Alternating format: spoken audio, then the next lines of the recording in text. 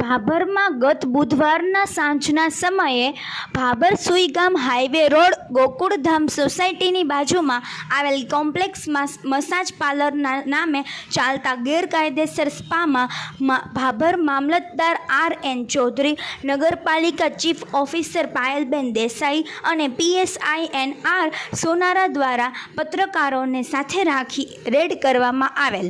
Red દરમિયાન સ્પાના સંચાલક સહિત ગુજરાત રાજ્ય બહારની એટલે કે કલકત્તાની 3 યુવતીઓને દબોચી લેવામાં આવી હતી.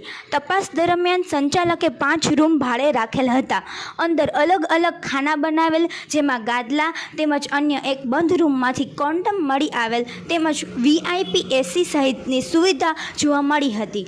મામલતદાર દ્વારા રજિસ્ટર તેમજ જરૂરી સ્પા માટેના દસ્તાવેજોની તપાસ કરવામાં આવતા જે ગેરકાયદેસરનું આ સ્પા ચલાવતું હોવાનું જણાઈ આવતા 5 રૂમોને સીલ મારીને સંચાલક મુકેશભાઈ માળી સામે કાર્યવાહી હાથ ધરવામાં આવેલ છે.